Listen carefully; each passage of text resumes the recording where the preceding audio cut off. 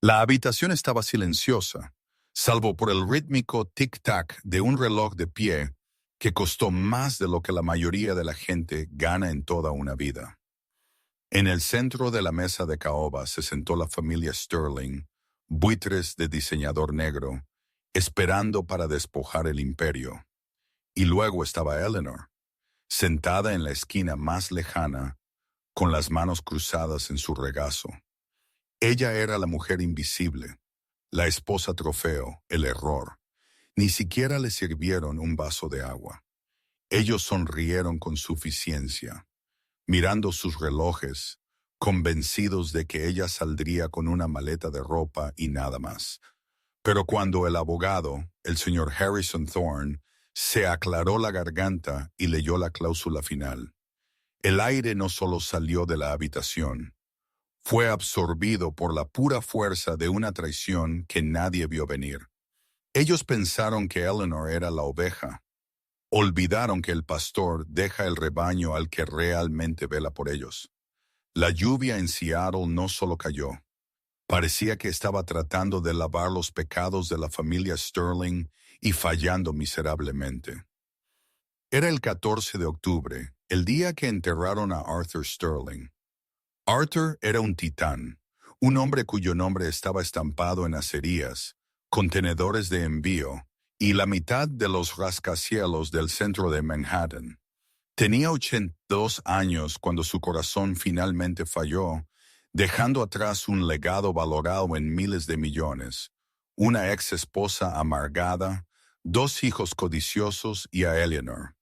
Eleanor Sterling se paró junto a la tumba, el barro subiendo por los talones de sus modestos zapatos de tacón negros. Tenía 34 años, 48 años menos que Arthur. Para los tabloides, ella era la enfermera convertida en duquesa. Para los hijos de Arthur, ella era simplemente la sanguijuela. Ella sostenía una única rosa blanca. Su rostro estaba pálido, sin maquillaje, sus ojos escondidos detrás de unas gafas de sol oscuras.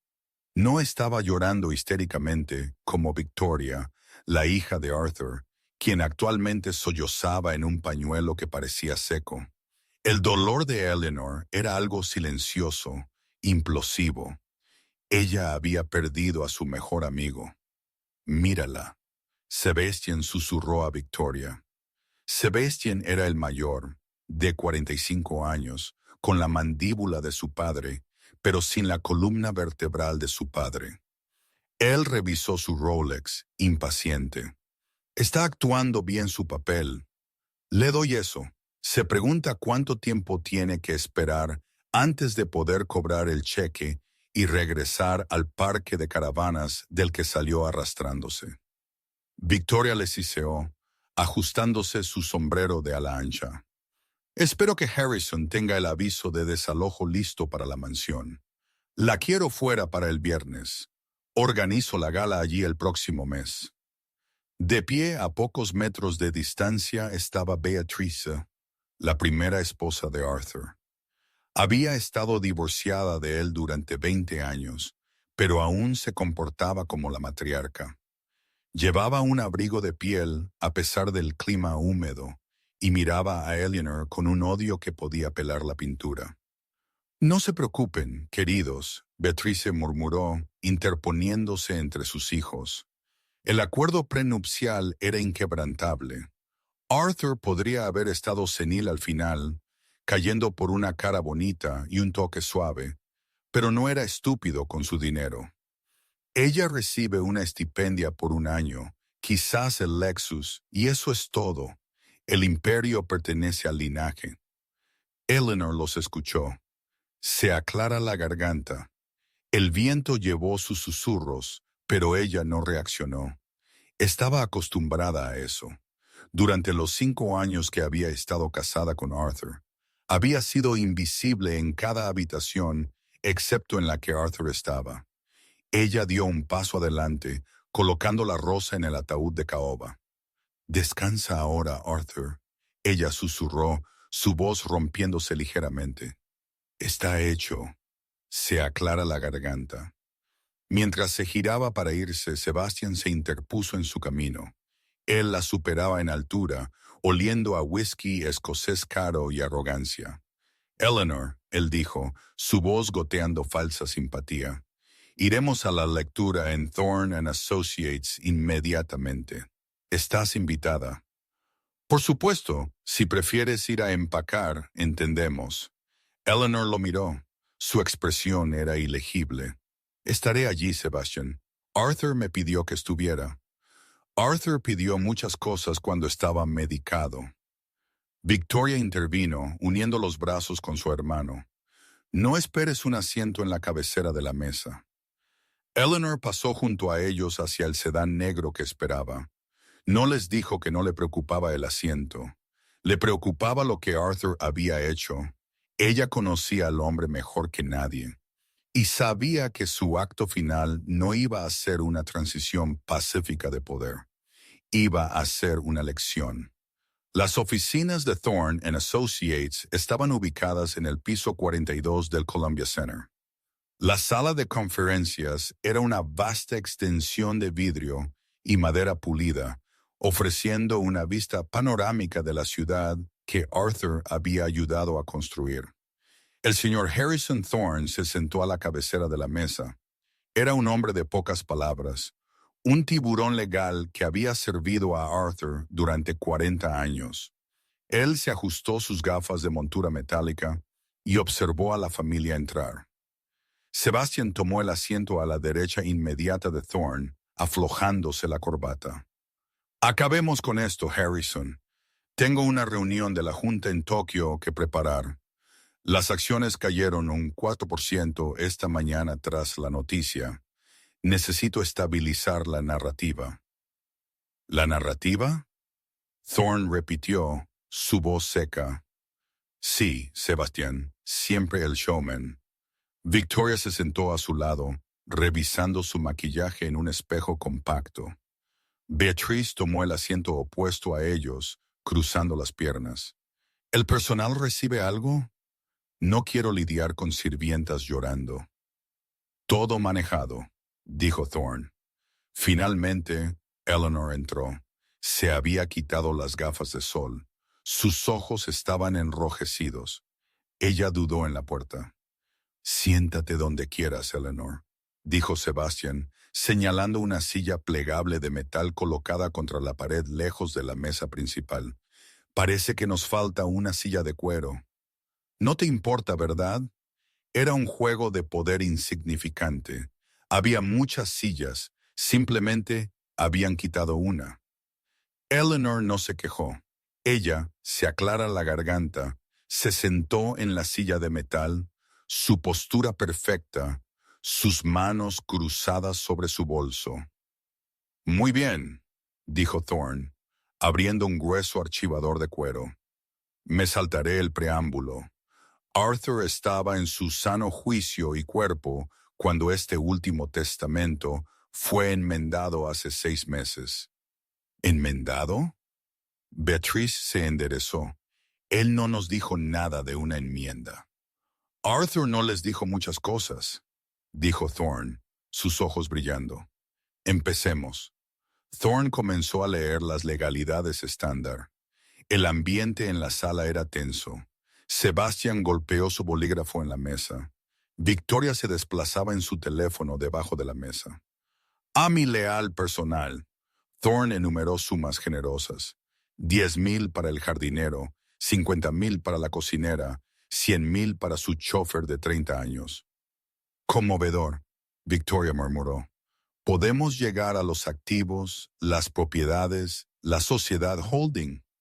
Thorne la miró por encima de sus gafas. Paciencia, Victoria. A mi primera esposa, Beatrice, leyó Thorne. Beatriz sonrió con suficiencia, alisándose la falda. Finalmente le dejó la suma de $1. La habitación quedó en completo silencio. Beatriz se congeló. ¿Perdón? $1, Thorne repitió claramente. La nota de Arthur dice, porque nunca gastaste un centavo de tu propio dinero mientras estuvimos casados, Te doy el primero que jamás ganarás. Enmárcalo. Sebastián ahogó una tos que podría haber sido una risa hasta que vio el rostro de su madre ponerse de un violento tono púrpura. «Esto es indignante», Beatriz gritó, golpeando la mano en la mesa. «Yo construí esa empresa con él en los primeros días. Yo organizaba las cenas. Yo crié a sus hijos». «¿Usted crió a niñeras que criaron a sus hijos?», Thorne corrigió con calma. «Y el acuerdo de divorcio de hace 20 años le dio 50 millones». Arthur sintió que eso era suficiente.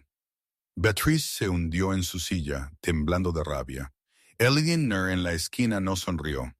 Sabía que la amargura de Arthur hacia Beatriz era profunda, pero escucharla en voz alta era doloroso. «Ahora», Thorne continuó pasando la página, «a mi hija Victoria». Victoria se enderezó, echándose el pelo hacia atrás. «Bien, aquí vamos. A Victoria le dejo el viñedo Sterling en Napa Valley, el apartamento de París en la Avenue Montana y una asignación mensual de $15,000. Victoria parpadeó. «Espera, ¿el viñedo? Ese lugar es un pozo de dinero. No ha dado ganancias en 5 años. Y 15,000, Harrison. Mi chofer cuesta 6,000 al mes. ¿Es esto una broma? ¿Dónde están las acciones? Los bonos».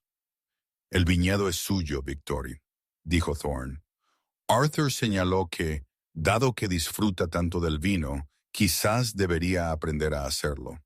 En cuanto a la asignación, está supeditada a que mantenga la sobriedad durante 6 meses consecutivos. Las pruebas de drogas fallidas resultarán en la suspensión de los pagos. Victoria jadeó, su rostro palideciendo. Él no puede poner eso en un documento público. «Es un testamento privado, Victoria, a menos que lo impugne, en cuyo caso se convierte en registro público. ¿Quiere impugnarlo?». Victoria cerró la boca, hundiéndose en su silla. Sebastián se inclinó hacia adelante, una sonrisa petulante extendiéndose por su rostro. «Bueno, eso deja la parte del león, ¿no? El Sterling Global Group, el transporte marítimo, la tecnología, la cartera de bienes raíces». Miró a Eleanor en la esquina. «Lo siento, cariño. Parece que el viejo finalmente se dio cuenta de que la sangre es más espesa que el agua». Thorne pasó la página lentamente. Tomó un sorbo de agua. «A mi hijo Sebastian», Thorne se aclara la garganta, leyó. Sebastian se abotonó la chaqueta del traje, listo para ponerse de pie y estrechar la mano de Thorne. «Le dejo la totalidad de mi colección de coches antiguos valorada en aproximadamente 40 millones. Sebastian hizo una pausa. «Ok, buen comienzo». «Y», Thorne continuó, «le dejo el título de CEO de Sterling Global, sujeto a la aprobación de la Junta Directiva». «Soy la Junta Directiva», Sebastián rió. «Yo controlo las acciones con derecho a voto, o lo haré una vez que las transfiera». «No he terminado», dijo Thorne bruscamente. «A Sebastián también le dejo la deuda asociada con el desastroso proyecto de expansión Ícaro en Dubái». El rostro de Sebastián se puso gris. «¿Qué? Ese proyecto tiene 200 millones en números rojos. Esa fue idea de Arthur». La nota de Arthur dice: «Fue tu idea, hijo. Forjaste mi firma en los documentos de aprobación porque pensaste que yo estaba demasiado viejo para darme cuenta. Me di cuenta. Ahora puedes pagarlo». Sebastián se puso de pie. Su silla voló hacia atrás. «Eso es una mentira. Esto es una locura. Si asumo la deuda, estoy en bancarrota. Los coches no cubrirán ni una cuarta parte de eso». «Entonces le sugiero que venda los coches, Sebastián, y trabaje muy duro». «¿Dónde están las acciones?», Sebastián gritó. «El fideicomiso de voto, la participación mayoritaria del 51% en Sterling Global. ¿Quién se queda con la empresa? Beatriz, Victoria y Sebastian miraron a Thorne. Arthur no les dejó la empresa a ninguno de ustedes, dijo Thorne en voz baja. Lentamente, 3 cabezas se giraron hacia la esquina de la habitación, hacia la silla plegable de metal. Eleanor miraba sus manos. No. Sebastián susurró. No, eso es imposible. Ella es una enfermera. No sabe distinguir un balance de una lista de compras. Es una cazafortunas, chilló Beatriz. Ella lo manipuló. Thorne cerró el archivador de golpe. El sonido resonó como un disparo. Siéntese, Sebastián, ladró Thorne. No he leído la cláusula final. Sebastián se sentó, respirando con dificultad. El aire en la habitación era tóxico. A mi esposa, Eleanor.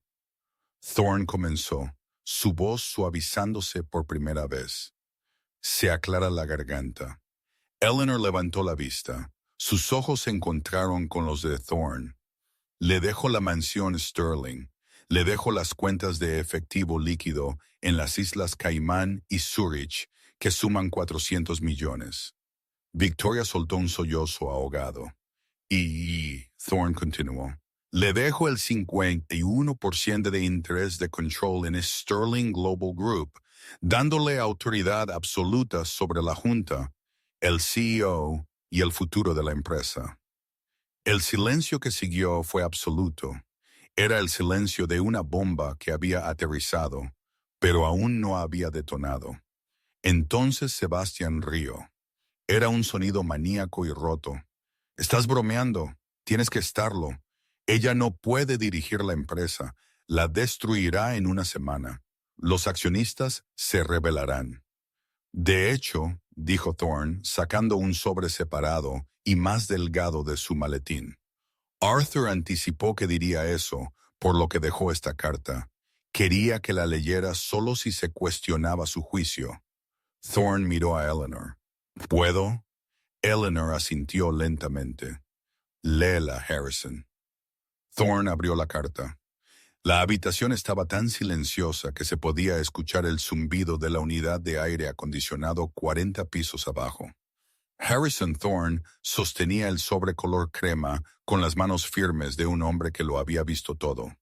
Sebastián apretaba el borde de la mesa de caoba tan fuerte que sus nudillos estaban blancos. Victoria miraba a Eleanor como si fuera un insecto venenoso que acababa de aterrizar en su plato. Thorne se aclaró la garganta y comenzó a leer con la voz de Arthur. A mi familia, comenzó la carta. Si Harrison está leyendo esto, significa que Sebastian ha afirmado ser el único apto para dirigir la empresa. Victoria se ha quejado de su asignación y Beatriz probablemente ha insultado el origen de Eleanor. Soy predecible, lo sé, pero ustedes también lo son. La mandíbula de Sebastian se apretó. Un músculo temblaba en su mejilla. Todos ustedes ven a Eleanor como la enfermera que contraté hace 5 años. Ven a una mujer de un pequeño pueblo de Ohio sin pedigrí, sin conexiones y sin derecho de sangre al nombre Sterling. Vieron su comportamiento tranquilo y lo confundieron con debilidad. Vieron su silencio y lo confundieron con ignorancia.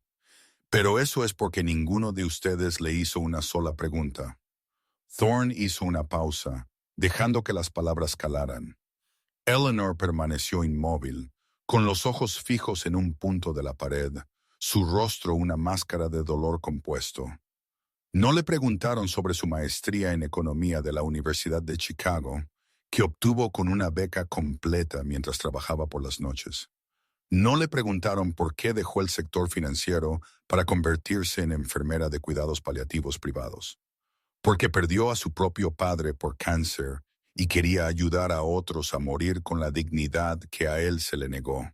Y ciertamente no le preguntaron qué hicimos durante esas largas noches cuando mi insomnio me mantenía despierto. Thorne levantó la vista por encima de sus gafas. Pensaron que me estaba leyendo cuentos para dormir. No, Durante los últimos 3 años, Eleanor ha sido mis ojos y oídos. Cuando mi vista comenzó a fallar, ella me leía las actas de la junta. Cuando mis manos temblaban demasiado para sostener un bolígrafo, ella tomaba dictado sobre los planes de reestructuración. Cuando Sebastian propuso el acuerdo del proyecto Ícaro en Dubái, fue Eleanor quien señaló las discrepancias en los informes de impacto ambiental. Fue Eleanor quien notó que Sebastian estaba canalizando sobornos a través de una empresa fantasma en las Seychelles. Sebastian se puso de pie de un salto, volcando su silla. Eso es una mentira. Eso es difamación.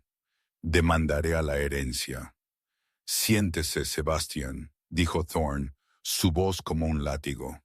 Arthur adjuntó los registros de transferencias bancarias al apéndice de este testamento. Es irrefutable. Sebastian se congeló. El color se le fue del rostro, dejándolo como una figura de cera derritiéndose con el calor. Lentamente se hundió, no en su silla, sino en el borde de la mesa, desinflado. Thorne continuó leyendo. Eleanor conoce la empresa mejor que cualquiera de ustedes. Conoce a los empleados. Conoce la visión. Es la única que me escuchó cuando hablé del futuro en lugar de solo esperar a que yo me convirtiera en el pasado. No dejo mi empresa a mi esposa por sentimentalismo. Se la dejo porque ella es la única lo suficientemente competente como para salvarla de ustedes. Así que, la carta concluyó, la participación del 51% es suya. Si quieren mantener sus trabajos, sus títulos y sus estilos de vida, les sugiero que aprendan a hacer algo que nunca han hecho antes. Muéstrenle algo de respeto. Adiós, Arthur. Thorne dobló la carta y la volvió a colocar en el sobre. La deslizó por la mesa pulida hacia la silla plegable de metal en la esquina. Es suya, señora Sterling, dijo Thorne respetuosamente. Por un largo momento, nadie se movió. Luego la tormenta estalló. Esto es influencia indebida. Beatriz siseó, poniéndose de pie y envolviendo su abrigo de piel con fuerza alrededor de ella. Ella lo drogó, manipuló a un hombre moribundo. Impugnaremos esto en el tribunal de sucesiones. Lo paralizaremos por años, Harrison. Ella no verá ni un centavo. Se aclara la garganta. Puede intentarlo, Beatriz, dijo Thorne con calma. Pero Arthur grabó en video la firma del testamento. Sus médicos firmaron una declaración jurada sobre su claridad mental. Y si impugna el testamento, la cláusula de no impugnación se activa y pierde incluso el unolo. ¿Ese es un riesgo que desea tomar? La boca de Beatriz se abrió y se cerró como un pez fuera del agua. Miró a Sebastian, esperando que hiciera algo, que lo arreglara. Pero Sebastian miraba al suelo, su mente repasando las implicaciones de la revelación de Dubái. Si eso salía a la luz, no solo estaría arruinado, sino que iría a prisión. Victoria fue la primera en romper filas. Miró la escritura del viñedo frente a ella, luego a Eleanor. Yo tengo que irme, balbuceó. Tengo un vuelo a Napa. Necesito revisar las uvas. Ella tomó sus papeles y salió corriendo de la habitación sin mirar atrás. Era egoísta, pero era una superviviente. Sabía cuándo el barco se estaba hundiendo. Beatriz miró a Eleanor con puro veneno. Nunca serás una de nosotras. Puedes llevar el nombre. Puedes vivir en la casa, pero siempre serás la servidumbre. Recuerda eso. Ella salió, sus tacones golpeando bruscamente el suelo de mármol. Sebastian fue el último en irse. Se levantó lentamente, abotonándose la chaqueta con manos temblorosas. Caminó hacia donde Eleanor estaba sentada. Se cernió sobre ella, tratando de invocar las tácticas de intimidación que le habían funcionado toda su vida. ¿Crees que has ganado? Sebastian susurró, su voz baja y peligrosa. Pero dirigir un conglomerado no es leer una hoja de cálculo, Eleanor. Es la guerra. La Junta me responde a mí. Los accionistas me conocen. Entras en ese edificio mañana y te devorarán viva. Te doy una semana antes de que vengas rogándome que te compre por unos centavos. Eleanor finalmente levantó la vista. Sus ojos azules estaban secos y duros como diamantes. Te veré en la reunión de la Junta de las 9 a.m., Sebastian, dijo suavemente. No llegues tarde. Odio la tardanza. Sebastian hizo una mueca, giró sobre sus talones y salió furioso. La pesada puerta de roble se cerró de golpe, dejando a Eleanor sola con Harrison Thorne. El silencio regresó, pero ahora se sentía diferente. No era pesado, estaba cargado. Eleanor soltó un largo suspiro, sus hombros se relajaron ligeramente. Realmente lo hizo, susurró. Le dije que no lo hiciera. Le dije que comenzaría una guerra. Él sabía que eras la única que podía ganarla, dijo Thorne, poniéndose de pie y ofreciéndole la mano. Arthur era un jugador, Eleanor, pero nunca apostó por un caballo perdedor. Eleanor tomó su mano y se puso de pie. Se alisó la falda de su sencillo vestido negro. ¿Harrison? Sí, Tara Sterling. Llame a seguridad de la mansión. Beatrice va a intentar robar la platería antes de irse y llame a los cerrajeros. Quiero que cambien las cerraduras de la sede corporativa esta noche. La tarjeta de acceso de Sebastian debe ser desactivada inmediatamente. Thorne sonrió, una rara sonrisa genuina. Ya di la orden hace 10 minutos. Eleanor asintió, caminando hacia la ventana para mirar el horizonte de Seattle. La lluvia había parado. Entonces, pongámonos a trabajar. A la mañana siguiente, los titulares gritaban. La enfermera que heredó un imperio. Herederos Sterling eliminados. La viuda se queda con todo. De las orinales a las salas de juntas. ¿Quién es Eleanor Sterling? Los paparazzi pululaban fuera de las puertas de Sterling Manor. Helicópteros zumbaban por encima. Pero Eleanor ya se había ido. Había salido a las 5 a.m. tomando la carretera de servicio trasera en el viejo Mercedes blindado de Arthur. En la sede de Sterling Global, la atmósfera era tóxica. Sebastian había llegado a las 6 a.m., impulsado por la cafeína y el pánico. Estaba en su oficina en el piso 50, triturando documentos. El zumbido de la trituradora industrial era la banda sonora de su desmoronamiento. Había pasado la noche llamando a miembros de la Junta. Ella es incompetente, les había dicho. Ella es una cazafortunas. Si la dejamos ocupar la presidencia, las acciones se desploman. Necesitamos un voto de censura inmediatamente. La mayoría de la Junta era vieja, conservadora y leal al nombre Sterling, lo que para ellos significaba Sebastian. Estuvieron de acuerdo en apoyarlo.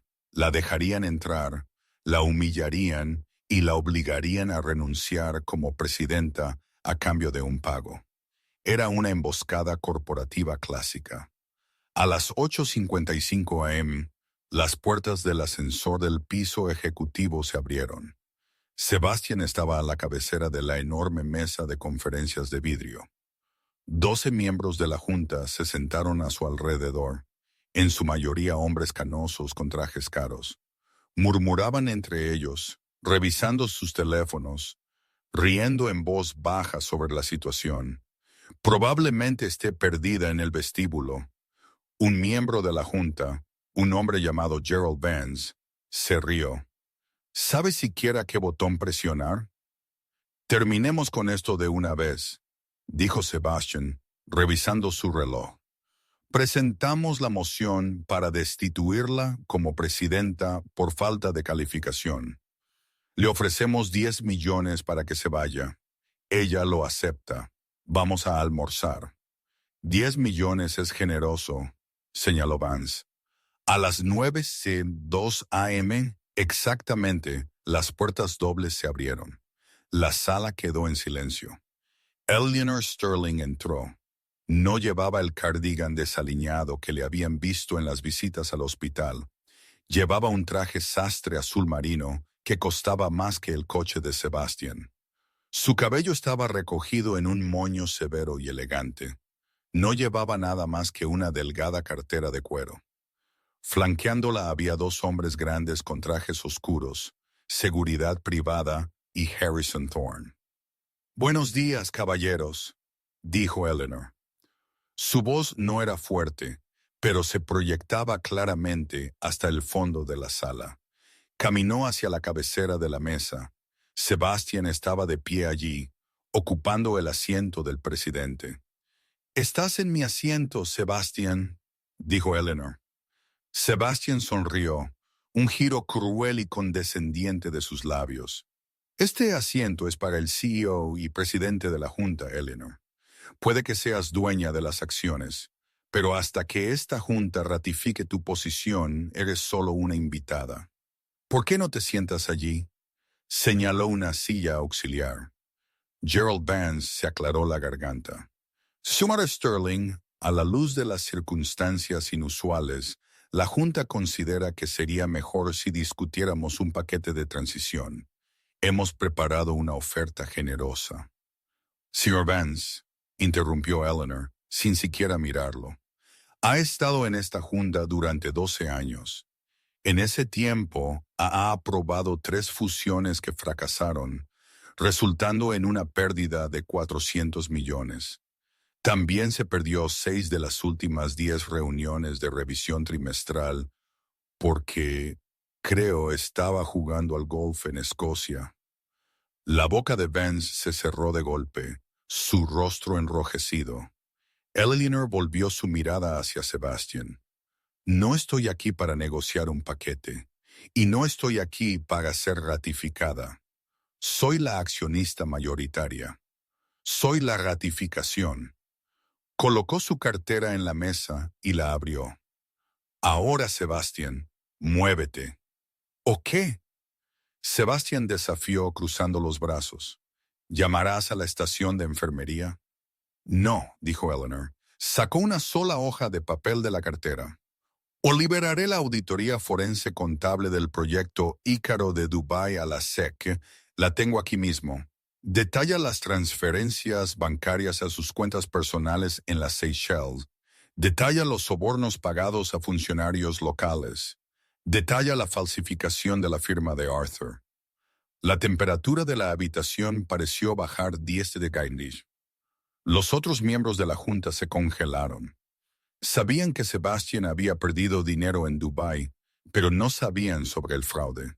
Si eso salía a la luz, la compañía enfrentaría una investigación federal. Sus opciones de acciones no valdrían nada. Todos serían depuestos. Sebastian miró el papel.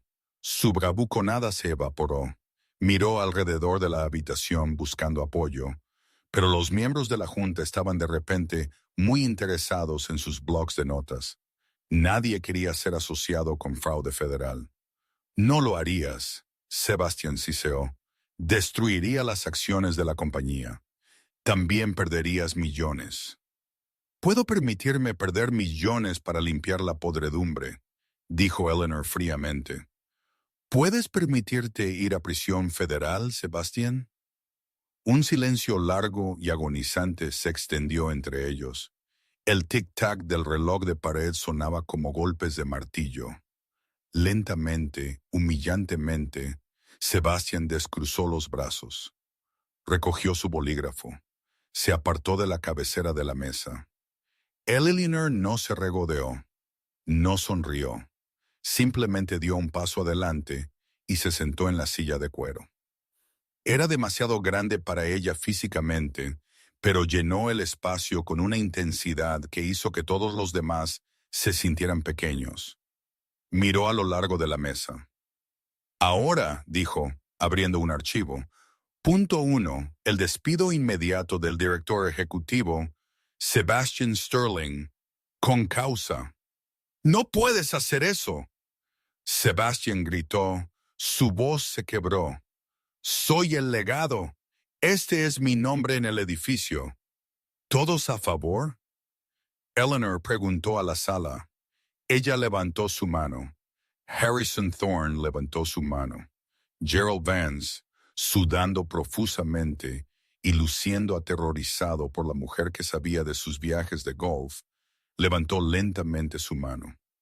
Uno por uno, los otros miembros de la junta levantaron sus manos. Eran tiburones y acababan de darse cuenta de que había un depredador más grande en el agua. Se volvieron contra Sebastian al instante. Moción aprobada, dijo Eleanor. Miró a los guardias de seguridad. Por favor, escolten al señor Sterling fuera del edificio. No debe llevarse nada consigo. Se aclara la garganta. Ni laptop, ni teléfono, ni archivos. «¡Esto no ha terminado!», Sebastian gritó mientras los guardias lo agarraban por los brazos. Arrastraba los pies mientras lo llevaban hacia la puerta. «¿Crees que puedes dirigir esto? No eres nada. Te mataré. Te mataré por esto». Sus amenazas resonaron por el pasillo hasta que las puertas se cerraron de golpe. Eleanor respiró hondo. Sus manos temblaban ligeramente debajo de la mesa, pero su rostro permaneció de piedra. Punto 2, dijo, dirigiéndose a la sala aturdida. Vamos a auditar cada departamento. Si han estado desviando dinero, si han sido perezosos, si han estado aprovechándose de Arthur, su tiempo se acabó. Vamos a reconstruir Sterling Global y vamos a empezar liquidando la colección de coches antiguos para pagar la deuda de Dubái. Un murmullo de asombro recorrió la sala. ¿Alguna objeción?, preguntó Eleanor. No hubo ninguna. La reunión duró 3 horas. Para cuando Eleanor salió de la sala de juntas, estaba exhausta. Su adrenalina estaba bajando. Entró en la oficina del CEO, ahora su oficina, y cerró la puerta. Se dejó caer contra la pesada madera, cerrando los ojos. Lo había hecho. Había sobrevivido a la primera ola. Pero mientras se acercaba al enorme escritorio, notó algo. La caja fuerte privada de Arthur, escondida detrás de la pintura de la acería original de Sterling, estaba ligeramente entreabierta. Eleanor frunció el ceño. Sebastian no tenía la combinación. Solo Arthur y Eleanor la sabían. Se acercó y apartó la pintura. La caja fuerte estaba vacía. Arthur guardaba un libro de contabilidad específico allí, un libro negro. No se trataba de dinero, se trataba de personas. Contenía el material de chantaje que había reunido durante 50 años sobre políticos, jueces y rivales. Era la póliza de seguro que mantenía intocable a la familia Sterling. Se había ido. La sangre de Eleanor se heló. Agarró el teléfono del escritorio y marcó seguridad. ¿Sebastian entró en esta oficina antes de la reunión? Sí, señorita Sterling, respondió el guardia. Estuvo allí unos 20 minutos alrededor de las 7 a.m. Eleanor colgó. Sebastian no solo quería la compañía, quería venganza. Y si tenía el libro negro, no necesitaba el título de CEO para destruirla. Podría incendiar toda la ciudad. Su teléfono vibró. Era un número desconocido. Ella lo contestó. Hola. Revisa tu correo electrónico, enfermera. La voz de Sebastian sonó áspera. Sonaba borracho o maníaco o ambos. Tomaste mi silla, así que tomé tu influencia. Veamos cómo manejas a los tiburones cuando estás sangrando. Eleanor abrió su computadora portátil. Un correo electrónico de Sebastian acababa de llegar. La línea de asunto decía, la verdad sobre la muerte de Arthur. Ella lo abrió. No era un archivo de la caja fuerte. Era un archivo de video con fecha de la noche en que Arthur murió. Eleanor hizo clic en reproducir y su corazón se detuvo. El video en la pantalla de la computadora portátil de Eleanor estaba granulado, tomado de una cámara de seguridad oculta instalada en la esquina del techo del dormitorio de Arthur. Una cámara que Arthur había instalado años atrás debido a la paranoia sobre el robo del personal y que le había prometido a Eleanor que estaba desactivada. La marca de tiempo decía 11 de octubre, 11:47 p.m. 2 días antes de que muriera, el metraje mostraba a Arthur acostado en su cama de hospital instalada en la suite principal. Se retorcía su frágil cuerpo convulsionando con un dolor que el goteo de morfina estándar no podía tocar. El audio era débil, pero sus gemidos eran desgarradores. Eleanor entró en el encuadre, llevaba su camisón, se sentó junto a la cama tomándole la mano, acariciándole el cabello. Se podía ver que estaba llorando. Se aclara la garganta. Entonces Arthur le agarró la muñeca. Su voz, ronca y desesperada, cortó la estática. Ellie, por favor, no más. No puedo. No puedo hacer otra noche. Ayúdame como prometiste. Eleanor negó con la cabeza frenéticamente en el video. Arthur, no puedo. El doctor dijo, malditos doctores, ellos no están muriendo en estas Ellie, si me amas, ponle fin. El vial grande en la caja fuerte, por favor. El video mostraba a Eleanor dudando por minutos agonizantes. Ella caminó por la habitación. Se aclara la garganta. Ella lloró. Finalmente, destrozada por su sufrimiento, ella salió del encuadre. Regresó un momento después, sosteniendo un pequeño vial de vidrio y una jeringa. Con manos temblorosas, inyectó el contenido en su puerto cuarto. Los movimientos bruscos de Arthur se ralentizaron. Su respiración se entrecortó. Luego se suavizó. Él miró a Eleanor con profundo alivio. Gracias, susurró. Mi buena chica. 10 minutos después, estaba dormido. 2 días después, su corazón se detuvo. El video terminó. Eleanor miró fijamente una pantalla negra. Las lágrimas se aclara la garganta corriendo por su rostro, tal como lo habían hecho esa noche. No fue un asesinato. Fue un acto de amor supremo. Fue lo más difícil que había hecho jamás. Pero para el mundo exterior, para un fiscal, era una joven esposa dándole a su rico y anciano esposo una inyección letal días antes de heredar miles de millones. Su teléfono sonó de nuevo. Sebastián, ¿te gustó la película casera? Sebastián se regodeó. Su voz era arrastrada. Estaba celebrando prematuramente. Encontré la copia de seguridad de la cámara en la sala de servidores antes de que tus matones me echaran. Asombroso lo que uno encuentra cuando busca. ¿Sabes lo que fue eso, Sebastián? Dijo Eleanor, con la voz temblorosa. Estaba agonizando. Me lo rogó. Sé cómo se ve, Eleanor. Se ve como homicidio involuntario en el mejor de los casos, asesinato en primer grado en el peor, el ángel de la muerte, enfermera. Los tabloides lo devorarán. Pasarás el resto de tu vida en prisión vistiendo un mono naranja que definitivamente no está hecho a medida. ¿Qué quieres?, susurró Eleanor. Quiero mi empresa de vuelta, toda ella. Renuncia mañana. Nómbrame CEO y presidente. Cede el 51% de las acciones a un fideicomiso controlado por mí. Tomas el dinero de Caimán y desapareces a una isla donde nadie sepa tu nombre. Se aclara la garganta. Si haces eso, el video se borra. ¿Y el libro negro?, preguntó Eleanor, apretando el escritorio. El libro de contabilidad que robaste de la caja fuerte. Sebastián rió oscuramente. Esa es mi póliza de seguro en caso de que te arrepientas más tarde. Eso se queda conmigo.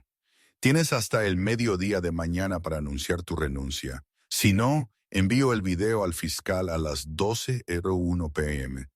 Tic-tac, enfermera. Él colgó. Eleanor sintió que las paredes de la enorme oficina de la esquina se cerraban sobre ella. Los había superado financieramente, pero no se había preparado para este nivel de crueldad. Sebastian estaba dispuesto a quemar la memoria de su padre hasta los cimientos para destruirla. Necesitaba a Harrison Thorne, pero ¿podría decírselo? Esto era un delito grave. Si se lo decía, él podría estar obligado a denunciarla para proteger a la firma. Estaba verdaderamente y completamente sola. Pasó la siguiente hora viendo la lluvia golpear las ventanas. Imaginó la prisión. Imaginó el legado de Arthur siendo llevado a la ruina por Sebastian. Pensó en la promesa que le hizo a Arthur de proteger lo que él construyó. Arthur era un jugador, Eleanor, pero nunca apostó por un caballo perdedor. Las palabras de Harrison resonaron en su mente. Arthur sabía que Sebastian era venenoso. No habría dejado a Eleanor indefensa. Debió haber sabido sobre la cámara. De repente, Eleanor se puso de pie. La caja fuerte. Sebastian había vaciado el libro negro y el dinero en efectivo que Arthur guardaba allí. Pero Arthur había instalado un doble fondo en esa caja fuerte hacía 3 años. Eleanor lo recordó porque el instalador le había coqueteado y Arthur lo había despedido en el acto. Corrió a la caja fuerte. Estaba vacía. El forro de terciopelo desgarrado donde Sebastian había agarrado bruscamente el contenido. Sintió a lo largo del borde inferior hasta que su uña encontró una pequeña ranura. Tiró hacia arriba. Una delgada placa de metal se levantó. Debajo yacía una pequeña grabadora de voz digital. Eleanor la agarró, su corazón golpeando contra sus costillas. Presionó reproducir. Era la voz de Arthur, fuerte y clara, fechada el 10 de octubre, el día antes de la inyección. Mi nombre es Arthur Penhaligon Sterling. Estando en mi sano juicio, hago esta grabación para absolver a mi esposa, Eleanor, de cualquier culpa por las acciones que estoy a punto de obligarla a tomar. Eleanor sollozó de alivio, apretando la grabadora contra su pecho. Él lo había sabido. La había protegido incluso desde la tumba. Pero su alivio duró poco. Esta grabadora probaba su inocencia con respecto a la muerte, pero no resolvía el problema de que Sebastian tuviera el libro negro. El libro negro contenía décadas de suciedad, senadores que aceptaron sobornos, inspectores de la EPA que hicieron la vista gorda, jueces que arreglaron casos para Sterling Global. Si Sebastian revelaba esa información, la compañía enfrentaría una oleada de investigaciones federales y demandas que la llevarían a la bancarrota más rápido que cualquier mal negocio. Sebastian sostenía una granada y estaba lo suficientemente loco como para tirar del pasador solo para ver la explosión. Eleanor se secó las lágrimas. Tenía el escudo. Ahora necesitaba una espada. Cogió el teléfono de su oficina y marcó una extensión interna. Thomas, dijo cuando la voz profunda respondió. Era el chofer de Arthur, el hombre que había recibido $100,000 en el testamento. Era un ex-marine, ferozmente leal a Arthur, y por extensión a la mujer que Arthur amaba.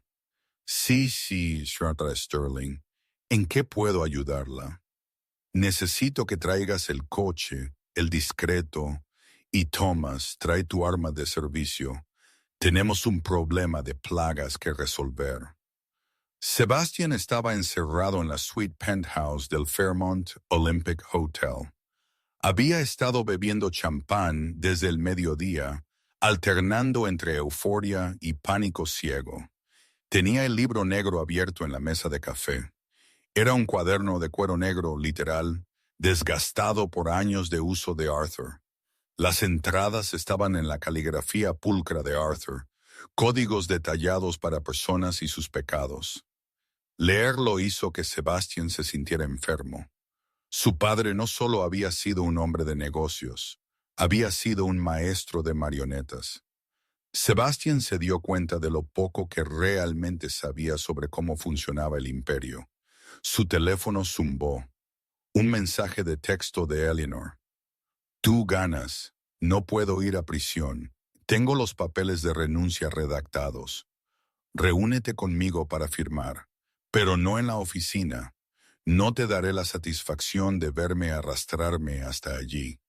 Sebastián sonrió con malicia. Le respondió: mi suite de hotel. Ahora, ven sola. Ok, ella respondió. Sebastián se sirvió otra copa. Se sentía como un rey. La había aplastado. 30 minutos después, un tímido golpe sonó en la puerta. Sebastián la abrió. Eleanor estaba allí, vestida con una gabardina, luciendo pequeña y derrotada. Sus ojos estaban bajos. «Pase, viuda», Sebastián se burló, haciéndose a un lado. «Bienvenida a la transferencia de poder». Eleanor entró en la opulenta suite, vio el libro negro abierto en la mesa de centro, vio las botellas de champán vacías. «¿Dónde están los papeles?», Sebastián exigió, cerrando la puerta. «En mi bolso», dijo Eleanor en voz baja. Metió la mano en su gran bolso de mano. Sebastián la observó, balanceándose ligeramente. «¿Sabes? Casi lo lograste. Si no hubieras intentado jugar duro en la reunión de la Junta, podría haberte dejado quedarte con la casa. Ahora voy a desalojarte en Nochebuena solo por diversión». «Eres un hombre cruel, Sebastián», Eleanor dijo, con su mano aún dentro de su bolso. «Soy el hijo de mi padre». Él se aclara la garganta, replicó. «Ahora dame los malditos papeles». «En realidad», Eleanor dijo, su voz de repente cambiando, dejando caer la fachada tímida y volviéndose fría como el acero. «No traje papeles, traje a Thomas».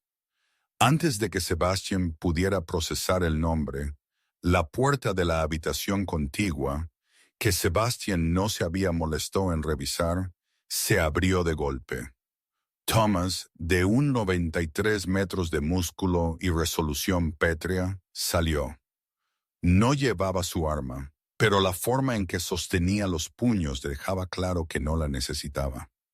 «¿Qué demonios?». Sebastián tropezó hacia atrás, volcando una mesa auxiliar. «Seguridad, ayuda». «Nadie viene, Sebastián», dijo Eleanor con calma, sacando la grabadora digital de su bolso en lugar de papeles. «Compré todo el piso». «Me tendiste una trampa. No puedes hacer esto. Tengo el video». El video donde cumplía el deseo de un hombre moribundo. Eleanor pulsó reproducir en la grabadora. La voz de Arthur llenó la habitación, declarando claramente su intención de acabar con su propia vida y su instrucción a Eleanor para que le ayudara, absolviéndola de toda culpa. El rostro de Sebastián se puso blanco. «No, eso es falso. Está autenticado por marcas de tiempo y fecha dentro del dispositivo», dijo Eleanor. El fiscal de distrito podría todavía fruncir el ceño ante el suicidio asistido, pero con esta cinta, ningún jurado en el mundo me condenará por asesinato. En el peor de los casos, obtendré libertad condicional y una película lacrimógena sobre mí. Tu influencia se ha ido». Sebastián miró salvajemente la mesa de café, el libro negro. Se abalanzó sobre él. Thomas se movió más rápido de lo que un hombre de su tamaño debería poder. Interceptó a Sebastián, agarrándolo por el cuello de su costosa camisa y estrellándolo contra la pared. No fue un empujón suave. Fue un impacto que hizo vibrar la pared y le quitó el aliento a Sebastián. Thomas lo sostuvo allí, con los pies colgando ligeramente del suelo. Sebastián jadeó aterrorizado. Eleanor se acercó a la mesa de café. Recogió el libro negro. Se sentía pesado en sus manos. El peso de 50 años de corrupción. Miró a Sebastián clavado en la pared como una mariposa en una vitrina. «Ibas a usar esto», dijo golpeando la portada. «Ibas a amenazar al senador Davis. Ibas a exponer los sobornos de la EPA para la planta de Ohio. ¿Pensaste siquiera en lo que pasaría? Las investigaciones federales no solo afectarían a la compañía, Sebastián. Te afectarían a ti. Firmaste los últimos 3 informes de cumplimiento de la EPA. Te habrías enviado a prisión solo para hacerme daño. Sebastian jadeó. Por favor, Eleanor, somos familia. No, se aclara la garganta, dijo Eleanor. Realmente no lo somos. Beatriz se aseguró de que lo supiera ayer. Ella asintió a Thomas. Suéltalo. Thomas lo soltó. Sebastian se deslizó por la pared, tosiendo, frotándose el cuello. ¿Qué vas a hacer? Sebastian preguntó, con la voz temblorosa. Eleanor caminó hacia la chimenea en la esquina de la suite, donde ardía suavemente un fuego de gas. Arthur construyó un imperio sobre la influencia, dijo Eleanor, mirando las llamas. Él guardó este libro porque tenía miedo. Tenía miedo de que si no tenía un arma en la cabeza de todos, tomarían lo que era suyo. Se volvió para mirar a Sebastian. No tengo miedo, Sebastian, y no quiero dirigir una empresa que dependa de esto. Ella arrojó el libro negro al fuego. Sebastian gritó, «No, estás loca. Eso vale miles de millones. Ese es el verdadero poder». Se acercó a la chimenea, quemándose las manos tratando de recuperarlo. Pero las páginas secas se prendieron al instante. Las llamas lamieron alrededor de la cubierta de cuero, rizando las páginas llenas de décadas de secretos. Eleanor lo vio arder. Se acabó. La era de los juegos de sombras de Arthur Sterling ha terminado. La empresa funcionará limpiamente a partir de ahora, o fracasará. Pero será honesta. Miró a Sebastian, quien estaba arrodillado en el hogar, mirando con horror las cenizas de su última esperanza de dominio. «Tienes 2 opciones, Sebastian», dijo Eleanor fríamente. «Una, se aclara la garganta, libero la auditoría de tu fraude de Dubái al FBI mañana. Vas a prisión por 10 años». Sebastian levantó la vista, las lágrimas mezclándose con el hollín de su rostro. «O 2, Eleanor continuó. Te registras en el centro de rehabilitación en Arizona, que ya pagué. Te quedas allí por 6 meses. Te desintoxicas. Cuando salgas, si estás sobrio, te daré un puesto de gerencia de nivel medio en la división de logística en Omaha. Ganarás un salario de $80,000 al año y aprenderás a trabajar de verdad». Sebastian la miró. Omaha, $80,000. Era un destino peor que la muerte para un Sterling. «Esos son los términos», dijo Eleanor, indicando a Thomas que abriera la puerta. «El coche a Arizona está abajo. Sale en 10 minutos. Si no estás en él, llamo al FBI». Eleanor salió de la suite. Thomas la siguió, dejando a Sebastian solo con las brasas moribundas del legado más oscuro de su padre. Un año después, el gran salón de baile de la mansión Sterling no había visto una fiesta así en 2 décadas. Bajo el reinado de Beatriz, las galas anuales habían sido asuntos rígidos y asfixiantes, donde la risa se sentía como un artículo de contrabando. Bajo la mano de Eleanor, la sala estaba viva. El tema era nuevos horizontes. Las pesadas cortinas de terciopelo se habían corrido para revelar los ventanales de suelo a techo con vistas a los jardines iluminados. La lista de invitados también había cambiado. Se habían ido los psicofantes y los políticos corruptos que solían rodear a Arthur esperando un favor.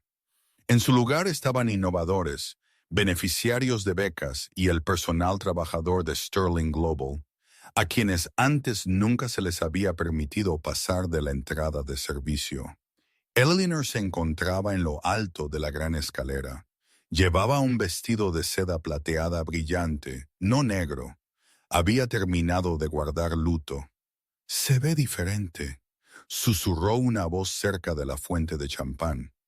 «Se ve como si fuera dueña del lugar», replicó otra. «Ella es dueña del lugar». Eleanor bajó las escaleras, la multitud abriéndose paso para ella como el mar rojo. Ya no caminaba con los pasos tentativos de la esposa solitaria. Se movía con la gracia fluida de una mujer que había sobrevivido al fuego y se había forjado en el calor. Se abrió paso por la sala, saludando a los miembros de la junta por su nombre. Las acciones de Sterling Global habían subido un 18% desde que ella asumió el cargo. Había vendido los activos tóxicos, resuelto las demandas de Dubái de forma silenciosa y costosa pero honesta, y había orientado a la empresa hacia el transporte de energía renovable. La enfermera había diagnosticado el cáncer de la empresa y lo había extirpado. Cerca de la orquesta, vio una cara familiar. Victoria parecía cansada. Sus manos, sosteniendo un vaso de agua con gas, eran más ásperas de lo que solían ser.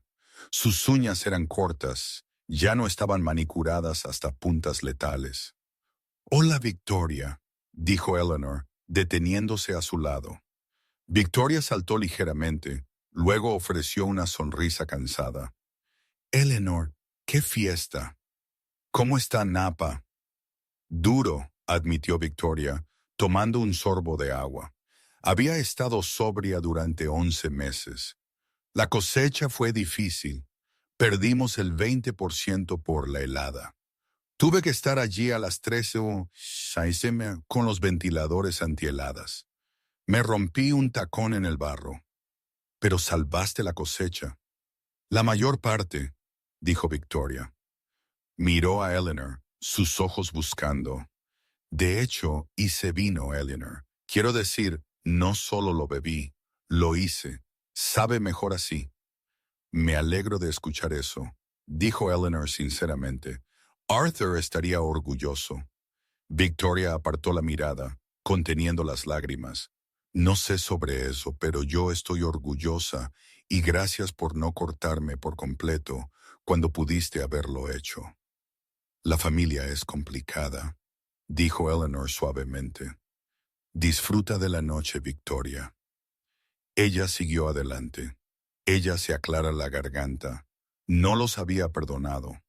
No del todo, pero había elegido no llevar el veneno de la venganza. Ese era el camino de Arthur, y lo había matado al final. Entonces vio a Beatriz. Beatriz no había sido invitada, pero había venido de todos modos. Se sentó en una mesa de esquina, agarrando su bolso, luciendo como un fantasma que acechaba su propia vida anterior. Nadie le hablaba. Las socialites a las que había gobernado durante años ahora la ignoraban, atraídas en cambio por el poder que irradiaba Eleanor. Eleanor se acercó. «Beatriz». Eleanor asintió. Beatriz levantó la vista. Su rostro era un mapa de amargura. «¿Cambiaste las cortinas?» Ella escupió. «Estas son horribles». «Dejan entrar la luz», replicó Eleanor con calma. «Algo que esta casa ha necesitado durante mucho tiempo». «¿Crees que has ganado?», siseó Beatriz. «Pero sigues sola, Eleanor. No tienes hijos, no tienes historia. Cuando mueras, ¿quién te recordará?». Eleanor sonrió. No era una sonrisa cruel, era una sonrisa de paz absoluta. «La gente a la que ayude me recordará, Beatriz. Eso es suficiente». Eleanor hizo una señal a un camarero. «Por favor, tráigale a la señora Sterling un vaso de lo que le guste y luego llámele un coche. Parece cansada». Ella se fue, dejando a Beatriz sola con su rencor. Beatriz tenía su unol enmarcado en un marco de plástico barato en su pequeño apartamento, un recordatorio constante del amor que nunca dio. Eleanor subió al escenario mientras la música se apagaba. Ajustó el micrófono. «Gracias a todos por venir», dijo. La sala se quedó en silencio. Hace un año estuve en la oficina de un abogado y me dijeron que no era nada. Me dijeron que porque no tenía el nombre o la sangre o la crueldad del legado Sterling, no podía liderar. Miró a la multitud. «Pero el liderazgo no se trata de lo fuerte que puedes gritar o cuánto puedes robar. Se trata de cuidado. Se trata de notar las cosas que otros ignoran. Durante años fui la esposa invisible. Me sentaba en las esquinas. Escuchaba. Y porque escuchaba, aprendí. Ella hizo una pausa. Esta noche anuncio la disolución del Sterling Family Trust, tal como lo conocían. En su lugar, lanzamos la iniciativa Arthur y Eleanor. Financiará becas completas para títulos de enfermería y cuidados paliativos para estudiantes desfavorecidos. Y abriremos 3 nuevos centros de cuidados paliativos en Seattle de forma gratuita para aquellos que no pueden pagar. Un aplauso atronador estalló. No fue un aplauso educado, fue genuino. No nos definimos por lo que heredamos, dijo Eleanor, su voz clara. Nos definimos por lo que construimos de las cenizas. Gracias. Mientras los aplausos la envolvían, Eleanor bajó del escenario. Harrison Thorne la esperaba abajo, sosteniendo una tableta. Excelente discurso, señora Sterling, dijo. También recibimos un correo electrónico de la sucursal de Omaha. ¿Sebastián? Preguntó Eleanor, deteniéndose. Sí, es una evaluación de desempeño de su supervisor. Aparentemente reorganizó el horario del muelle de carga y aumentó la eficiencia en un 15%. Él preguntó si podía venir a casa por Navidad. Eleanor lo pensó. Pensó en el hombre que había intentado chantajearla. Pensó en el chico asustado que había visto en la habitación del hotel.